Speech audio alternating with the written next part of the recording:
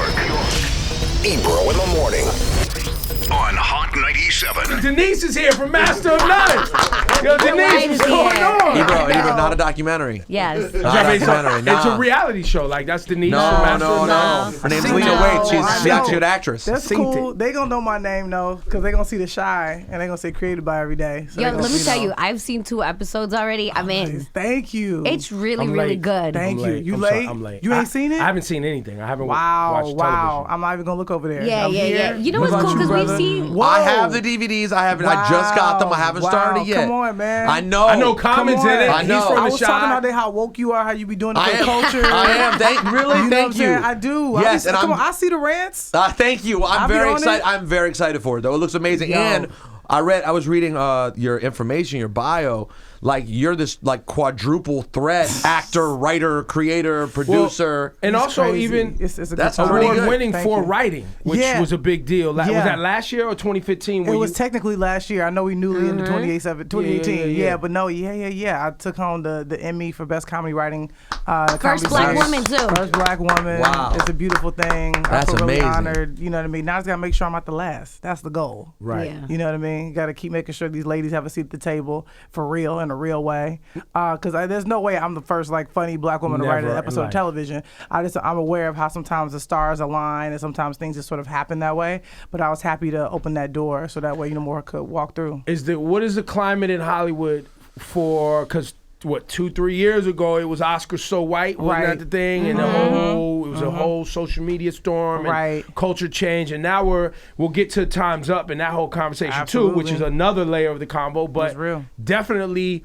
From the outside, it looks like there's been progress. But there's since been that an time. injection of black and brown into Hollywood, and definitely with the reality that not everybody's running out to the box office like they used to. Absolutely. So a lot of original content's going to series and these other networks. So Hollywood's got to wake the fuck up. Yeah, absolutely. But I also think it means, I think, here's my thing. I even think white folks are tired of watching white folks on TV. You know what I mean? It's like there's this desire to see more people of color, different stories.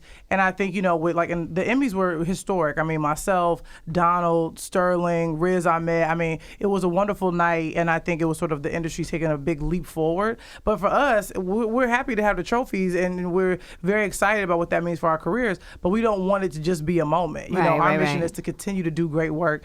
Like Donald's coming, hard with season 2 of Atlanta. Justin Simeon, my boy who's got Dear White People, season 2 is coming out later.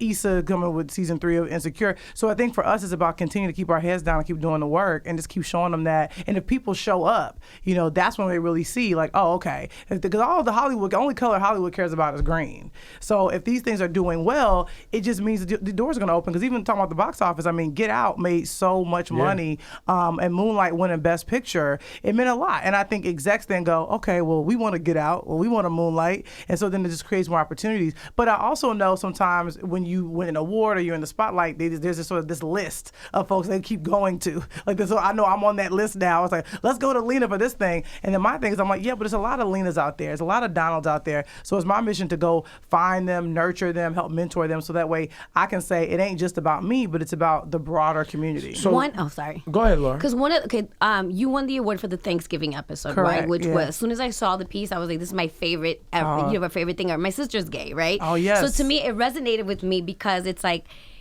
one thing that we don't talk about enough, and it's sad that it's like, why haven't I seen this before, right? It's like the gay experience of coming out in not in a white family, right? Like in a black family, in a Latino family, just seeing the emotional reactions within family. Yeah. And I thought it was brilliant, but it also made me feel like I've never seen this before. Yeah, and I think that's why, because I didn't think my coming out story was that special or that extraordinary. Yeah, but yeah. when I sat down with Aziz, because we kind of always sort of huddle before a season and things like that to sort of talk about life and what's going on. And I was telling him and Alan about my coming out story, and they were like, that's an episode. Like, we should do that. And I was like, really? Okay, I didn't think it was that deep. But I think I realized once we put it out there, and we were so grateful to Angela Bassett coming in and playing my mom and just being phenomenal. And Melina Masoukas came in and directed it, and Kim Whitley plays my aunt. It was just a phenomenal group of women coming together to really retell this story. But I just didn't realize how much the culture needed it. I mean, we could tell right away. And Aziz was telling me when when he was cutting it and he was saying, he was like, Lena, this Thanksgiving episode is special. It's special. I was like, okay. But then you know how Netflix works. We don't get a reaction until it's out, and then you kind of see on Twitter or on Instagram. But people just hit us so much, and then people were writing stories about it. And then with the Emmy nomination, it was just icing on the cake. So for me, like, just to hear queer brown people talk about how they saw themselves in that story, that was award enough. I mean, I think getting the Emmy was just sort of like, so you almost, it's what an amazing way to end up getting the biggest on paper achievement of your career was really just you telling my story. Casual being like, hey guys, you know, this was interesting, and then before you know it, you have an episode. That your life was the episode, right? I mean, and I hope what it shows people, because there's still, we know, I mean, if you look at, if you go to BET Awards and NAACP Awards, how many folks in the audience are out as gay? Not many. And the numbers just don't add up. It's crazy. But I think for a few of us who are out, like myself, Samira, Wanda Sykes, RuPaul out there representing, but I feel like it's just not enough of us that are out. And I think, and look, I can't tell nobody how to live their life, but for me, it's detrimental that I be a happy out gay black woman, because there's some young, kid out there who is othered in more ways than one, and thinks that something's wrong with them, and doesn't see themselves in the culture. Well, there's a disproportionate number of gay and bisexual people in, I believe, in the brown and black communities, and yet it's more closeted in those communities, and maybe that's directly related. Yeah, well, no, I absolutely. think it's because it's cultural, right? I mean, some of it's religious, yeah, right? Some of it, yeah. A lot of it is religious, probably. Yeah, and for me, that wasn't my thing. Like, my mom didn't throw the Bible at me. She was more worried about what the neighbors were gonna think. She was like, that's right. Don't what do I say at the book club next week? It was more about keeping up with the Joneses. You come from sort of a blending in, status quo. It's funny. It sounds like what I would consider typically a whiter response. Is like not about the Bible, but just like, what's Marcy gonna say? I know. I mean, her first thing. I mean, like it was verbatim, like that conversation. Like, don't tell your grandmother. It was all these things about secrecy, and I think that's the thing that black and brown folks, that's more of an issue, I think, with us than anything else. It's interesting you say that, because too, a part of our culture has always been making sure we don't make too much noise, because we don't want no problem. Yep. I mean, you know what I'm saying? We don't want no problems. We don't want nobody to say nothing. We just want to go to work. Because for my mom, who, look, my mom was born into a segregated America. Yeah. How crazy is that? She was born in 1953. And my grandmother, came up in Arkansas, which was not a fun place to be for a black person, when she was coming up. So now for them, here I come, this 80s baby, like, yo, I'm gonna be a tomboy, I'm listening to hip hop, like I'm wearing, my overalls like crisscross, all that kind of stuff. And they just kind of like, what is going on? Like, you are like not going with the status quo. You are not blending in. And I think for them to be a good black person was to not make white folks uncomfortable. Yeah. And I think for me, like, I didn't care if I made white people uncomfortable. I wanted to change the energy of the room when I walked into it. And then I kind of found that me embracing all that I am really kind of made the world stand up and applaud in a way. Because, and I hear it all the time, I was very honored to be at the Golden Globes this past weekend, and folks were just coming to me saying, like, thank you for living your truth and being who you are. And that's like Nicole Kidman. That's Reese Witherspoon. That's these people being like, you're really making a difference. And because you're yourself unapologetically. And I think, and I'm just hopeful that more people will kind of follow my lead, because I see them out there trying to live two lives, and I'm like, don't do it. Like, why are you doing that? Like, some R&B singers, some actors, I see them going like, dog, like, be you. Like, but do you, is it like Frank Ocean is phenomenal and extremely talented, but I think a cool thing about him is that he's himself. Like, he was vulnerable, and I think to me it's like I almost care more about him because of that. And I'm like, he got much more interesting. Some of y'all would like, people would actually be talking about your albums if you were out. Is it seen as taboo for gay people to tell other gay people to come out? Maybe. I mean, I can't tell nobody how to live their lives. All I know is I just observe, and I just kind of think to myself, like I believe in God, and I believe God made us all to be exactly as we are. And I think if you're not out, you're almost telling God you're not happy with how he made you. So I would never tell him that. I'm grateful for everything about me. So when I walk out into the world, I'm gonna love me, whether you do or not. And I think some people care more about people loving them than they do about loving themselves. Bars. Yeah, just drop the mic. Well, now you're here promoting your new show, The Shy.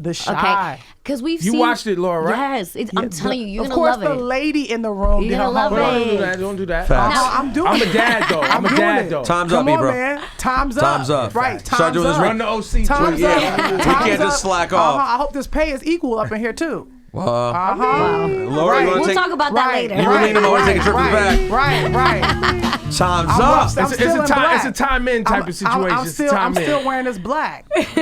Mourning the past. By the way, Laura's been wearing black. Come on. Laura, you started to wear black. Right. No, okay. So, was this? When did you start writing The Shy? Was this something new, or is something you already done before? And what was it? Because I've seen these Chicago stories been told before, right? Yeah. I want to know what did you want to get right? Yeah, for me, like I wrote this like 3 years ago. I wrote the pilot, like just on spec. That's when you write something for free. So I was like, I'm just gonna write this because it was in my spirit. It was wrestling in my soul, and I had to get it out.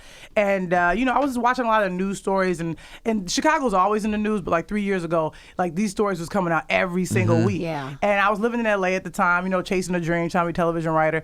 And I was just watching the news, and I was just like, and my family still lives in Chicago. Like that's where I go, all the time to visit, my family and friends. And so I'm always connected to the city.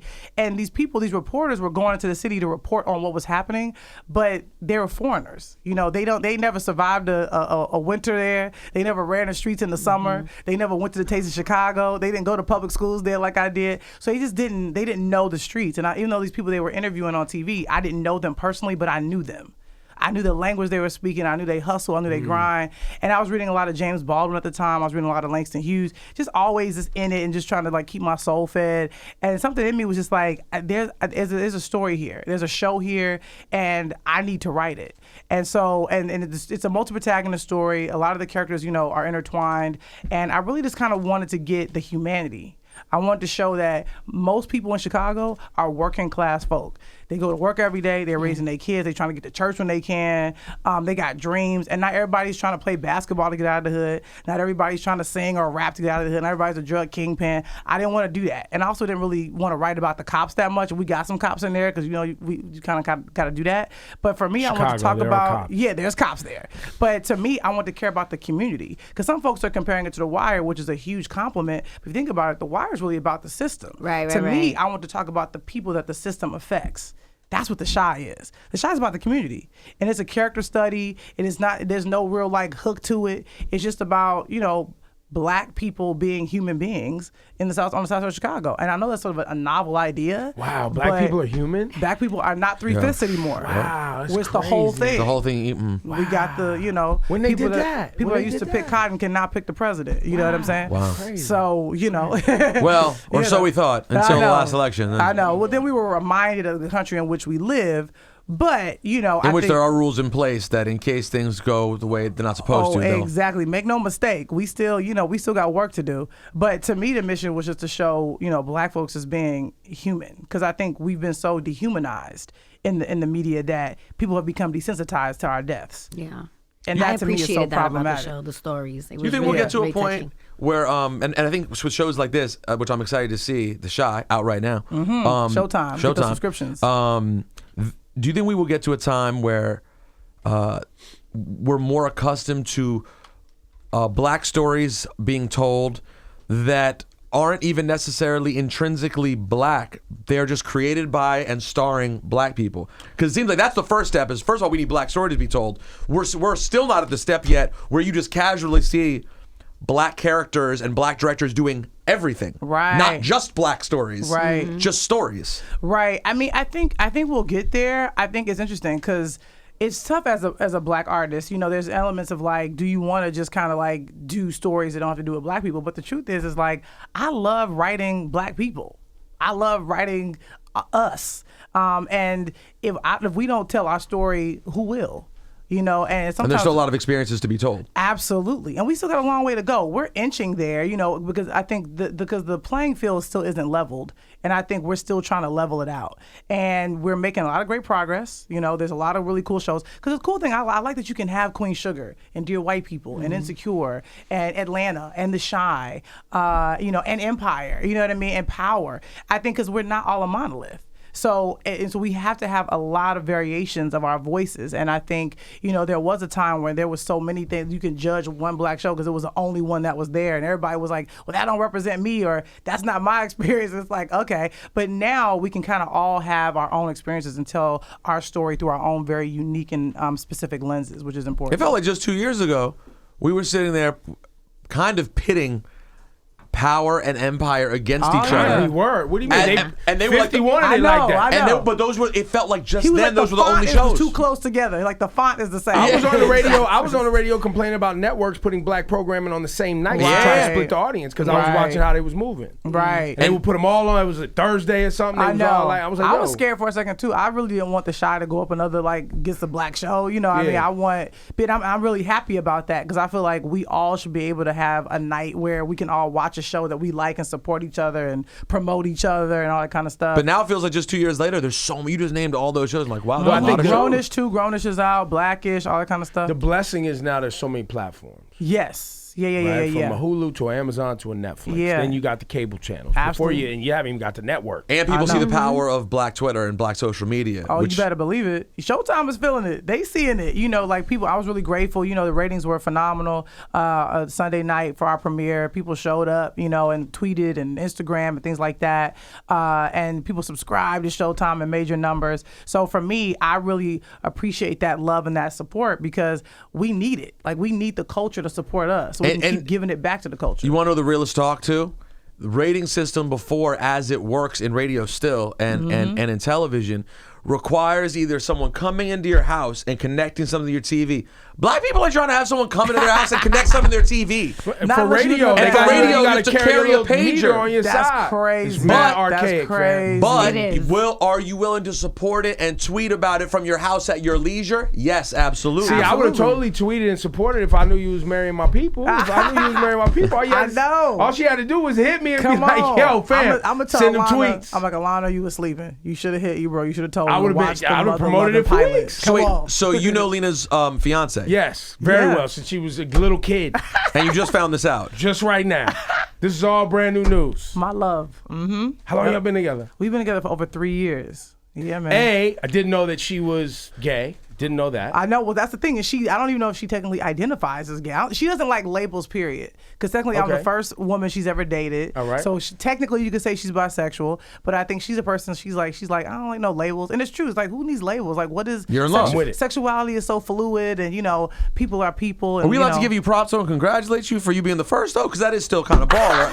I mean, Ed, how did it go down? Lena, don't leave me out here. Am I allowed to give you props for that? Because to be the first and lock it down. I enjoy being the first one in. You have I guess to. So. That's a big deal. That's a big thing. So wait, how did it go down? You hollered at her. You was like, "Yo, Ma, what's good?" Like, how did it happen? Well, we met, just in the business. We're both in the industry. She's on the executive side. I'm on the creative side. And I remember when she moved to LA for that first job. Oh my gosh, man! And she just been like, being a boss ever since. She came out there and sort of took over, and she was like the only black woman at Paramount, like just holding it down in exec on Fences, Big Short. She also worked on Alex Garland's second film, Annihilation. She's just dope. Super smart, obviously. And I just always took to her. And one day she's like, "Let's go have drinks." I was like, "Okay, cool." And so hold on. In that moment, are you thinking that there's anything there? You're used to this. This is just going out with someone who. She's an executive. Yeah, I'm thinking it's a business drinks. Okay. I'm thinking and I ain't got a movie up my sleeve, so I'm going right. I'll go. I'm gonna tell you about what I'm doing. And it's free drinks. She got a corporate card. Let's do it. Let's go get it. So we went there. We were sitting there talking, and I remember thinking to myself while I'm sitting across from her, I'm like, man, if she was a lesbian, this would be the best date I've ever been on. And I walked out of there crushing, and I knew we were going to be at the same party the next night. My manager was having a housewarming, and so we were at this bar. We were having cool drinks, and the waiter was pouring this wine for her that she really liked. And so I remember clocking that, and so I knew the next day I was like, wine expensive? I want to know what her game. I didn't know what it was. I was just like, she was just liking it. She was so you were just balling. You balling. So I was at the time I was doing okay. I was doing all right. I was like a staff writer on something, but I just remember clocking that, and I told my friend Justin Simeon, actually, of Dear White People, I was like, I gotta do something. I gotta like do some sort of gesture to let her know I like her, and without being too creepy if I'm reading the situation wrong. So the next morning, I called the place where we were at, and I said, look, I was at your establishment last night with a young lady. This server was pouring her some wine. Can you tell me the year and the brand?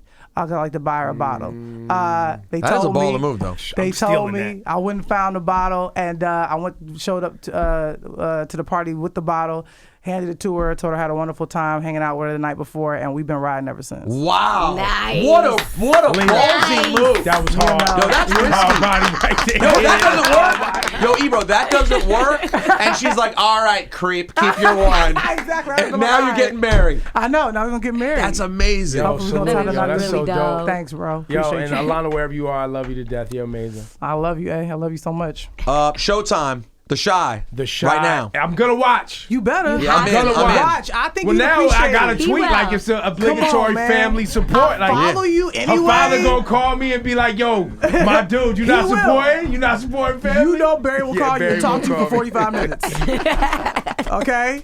45 About everything. Yo, Lena, you're amazing. It was a pleasure to meet So you. good meeting Thank you, this bro. is great. Yo, and, So and, good and with y'all. also coming up, I see here you got something called Stepsisters, another comedy that you're working on. Stepsisters is a movie I produced. Comes out on Netflix January 19th. It's about a black girl that has to teach a bunch of white sorority girls how to step. It's sort of Stomp the Yard meets Sister Act. I know folks are a little nervous about it because it's sort of like culture appropriation, but I promise you it's not. It's about culture appreciation.